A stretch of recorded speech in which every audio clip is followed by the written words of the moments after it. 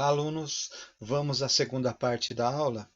Essa segunda parte vai contemplar a primeira, logicamente. Na primeira parte, vimos como a cartografia ajudou e mudou os conhecimentos dos territórios e dos novos territórios no mundo, principalmente pelo tema principal nosso, que é a Europa.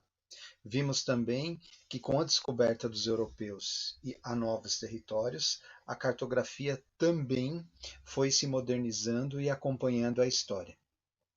Agora nós vamos ver como a hegemonia europeia no mundo foi se confirmando com as colonizações. Essa é a aula 2, o vídeo 2. Nono ano, resumão do vídeo da aula do CMSP, reforçando para vocês na semana 2, de 4 a 8 de maio. Retomando os dados da aula, pessoal, a habilidade de analisar criticamente de que forma a hegemonia europeia foi exercida em várias regiões do planeta, notadamente em situações de conflitos, intervenções militares e ou influência cultural, em diferentes tempos e lugares. Unidade temática, o sujeito e seu lugar no mundo. Objeto de conhecimento, distribuição da população mundial e deslocamento populacionais. Vamos agora analisar dois textos importantes para a nossa conclusão dessa aula. Tudo bem? O texto 1 retoma o nosso primeiro mapa, tá? Então vamos tomar nesse texto algumas ideias principais aqui, vamos analisar e grifar essas ideias principais, correto? Para compreender a produção do espaço mundial, é fundamental entender que a visão do mundo mudou ao longo dos séculos. As características de cada sociedade e do acúmulo de conhecimentos científicos, sempre levando em conta a visão mais centralista da Europa. O meio natural no mundo pouco conhecido. Nesse mapa que nós vimos aqui, o mapa de roda, né? O mapa da roda OTO, tá? Mostrava isso. A representação cartográfica preferida foi a imagem do mundo em mapas mundos circulares, tá? O chamado mapa da roda ou mapa TO. Vamos agora para o texto 2. Os transportes marítimos, justamente já é naquela época do século XV, onde os europeus começam a se aventurar pelo mar, tá? À medida que a civilização progride, diminui a estreita dependência do homem ao meio geográfico. Os rios, antes que se utilizassem as primeiras jangadas, constituíam obstáculos e não vias de transporte. O mar, a dilatada estrada de hoje, de cujo domínio resulta o império do mundo, era barreira intransponíveis que separava os continentes. No texto 1, pessoal, nós podemos concluir o quê? Que com as descobertas dos europeus, principalmente espanhóis e portugueses, vieram os conhecimentos científicos e o aumento do poder dos europeus diante do mundo. Tá? Nesse texto, a gente já fala dos transportes marítimos e já fala da navegação. Mas os dois textos, ambos, eles têm uma conotação sobre os transportes marítimos e sobre os seus avanços. Começa com aquele mapa que nós trabalhamos e vem com esses avanços dos transportes marítimos. Então, só para retomar aqui, o mar, a dilatada estrada de hoje, cujo domínio resulta o império do mundo, era a barreira intransponível que separava os continentes. Com a invenção ou o recurso da naus, tá? Nas naus era o quê? Os barcos, as caravelas, e isso já não era mais obstáculo. A partir do século XV, com o aprimoramento de algumas técnicas, as navegações sofreram transformações significativas. O uso de instrumentos foi fundamental para a definição das rotas e a confecção dos roteiros, para as observações astronômicas em relação ao posicionamento geográfico das embarcações durante as viagens oceânicas e, principalmente, para a localização das novas terras. Para isso, o domínio sobre as técnicas era primordial. Que eu falei agora, as naus representaram um grande avanço tecnológico na época. Bom, nesse texto, pessoal, com a descoberta vieram também as doenças, a fome, tá? A dificuldade para se manter vivo num novo continente, o calor, os europeus adoeciam no caminho, por causa da distância, vocês viram na primeira aula, a demora que levava para chegar no continente americano, era cerca de 40 dias, você dependia de vento, né? Dependia da velocidade dos ventos. Tá? Muitos nem retornavam ao continente europeu.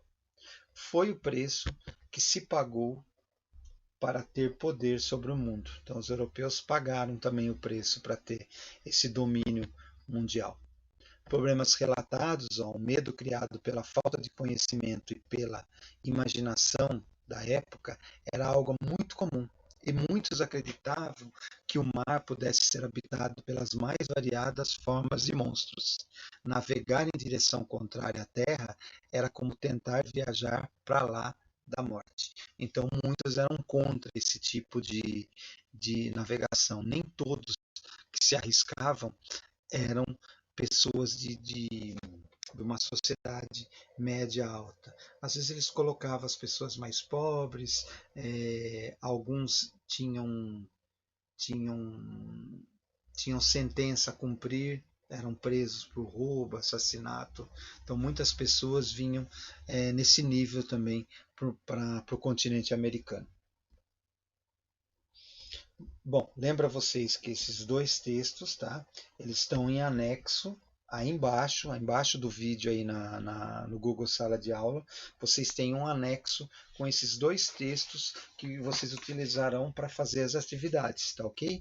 Então, logo abaixo dos vídeos que vocês estão vendo, tem um anexo, aliás, tem um texto aí complementar, dois textos complementares que vocês podem abrir no celular ou no computador de vocês para poder ajudá-los na definição das atividades que vocês vão estar fazendo depois, ok? Agora vamos analisar dois mapas, tá? Para entendermos um pouco mais essa hegemonia europeia. O primeiro mapa é a presença dos europeus no continente americano, tá? O mapa a seguir ele mostra como ficou o continente americano, tá? Com a colonização europeia. Então vocês notam que é uma diferença grande aqui. Tem as divisões da América do Sul aqui, atuais, né? Essa divisão não existia na época, só para vocês terem uma base onde está cada país da América do Sul. Tá? E aí nota-se que existe um domínio muito forte dos espanhóis de norte a sul do continente. Tá? E também ao sul temos a presença dos portugueses, nessa região aqui, que é a região do Brasil, e ao norte a presença francesa e inglesa. Essa presença durou até o século XVIII na grande maioria do continente, quando então começou o processo de independência das colônias. Então as presenças mais marcantes aqui dos europeus: espanhola, portuguesa, inglesa, francesa e holandesa. Tá? Eram os povos europeus que dominavam a América colonial. Agora a gente vai ver um outro mapa, ele é um pouquinho mais, um pouquinho não, bem mais à frente que esse da América colonial, já é do século XIX para o século XX, que foi sobre a partilha da África. Tá? Nesse outro mapa, a divisão, a partilha da África pelos europeus, tá? A procura do carvão, ferro e ouro, devido ao enorme crescimento das indústrias na Europa com a Revolução Industrial. Então, essa partilha na África ela começa com a Revolução Industrial e vem até o início do século XX.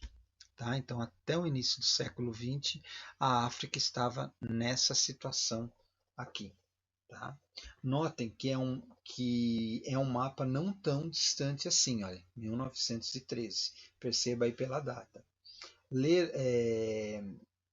Eu irei ler um trecho agora da aula do CMSP, tá? Que fala justamente dessa parte do continente africano. Tá, pessoal? Então a gente tem, eles até leram lá na aula normal de vocês, quem pôde acompanhar, tá?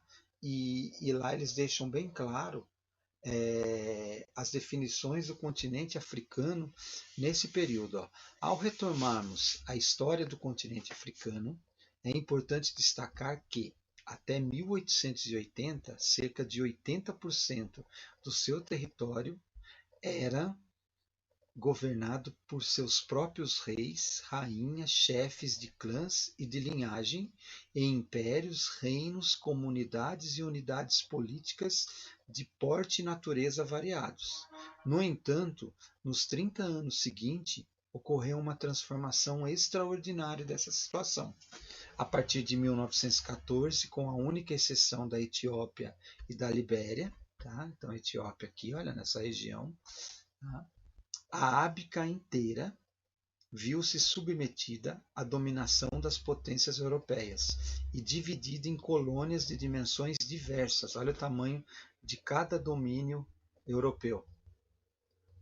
Mas, de modo geral, muito mais extensa do que as formações políticas pré-existentes, e muitas vezes com pouca ou nenhuma relação com elas. Tá? Isso gerou consequência, professor? Sim, isso gerou muita consequência. Note que os europeus aqui, eles não respeitaram a tradição das tribos e povos, tribos amigas ou inimigas. Eles dividiram o continente conforme os seus interesses. Perceba a presença marcante dos europeus. Olha aqui, ó. Olha o francês, tá? A presença francesa aqui, tá? Olha a presença portuguesa, ó. Angola e Moçambique principalmente, tá? Olha a espanhola, tá? A britânica nessa área aqui, tá? A belga, tá? Temos até a italiana, olha aqui, ó, italiana nessa região, tá? Então eles não respeitaram muito o que era para ser mesmo no continente. Resultado disso foi após a saída do território, após a hora que eles deixaram o território africano, enormes conflitos que muitos duram até os dias de hoje. Lógico, você coloca tribos inimigas no mesmo território, separa tribos amigas, você vai ter conflitos muito maiores, até porque as divisões foram praticamente impostas pelos europeus. Aí nós já começamos a perceber a forma com que a Europa tinha domínio sobre grande parte das regiões e dos continentes no globo terrestre. Tá bom? É isso. Nessa primeira aula, a gente chegou a essa conclusão, ok? Bom, meus amores, terminando por completo essa aula, já sabemos a importância e a origem da Europa estar à frente de muitos países do mundo, principalmente os mais pobres. Nas próximas aulas, continuaremos a falar sobre a hegemonia europeia, e os dois textos dessa aula, só para reforçar, se encontram em anexo aqui embaixo, tá? No Google Sala de Aula para vocês fazerem as atividades. Daqui a alguns dias estará disponível o link também abaixo dos textos para vocês realizarem as atividades. Tá? Fiquem tranquilos que assim que tiver o link eu posto para vocês no Google Sala de Aula avisando, tá bom? Que eu postei aí para vocês. Então a gente encerra por aqui. Não deixe de consultar o vídeo 1 também, que está lá no YouTube. Quem quiser seguir o canal, para vocês saberem quando nós temos vídeos novos, né, de novos vídeo aula lá, podem seguir, tá ok? Um abraço e até a próxima. Tchau, tchau.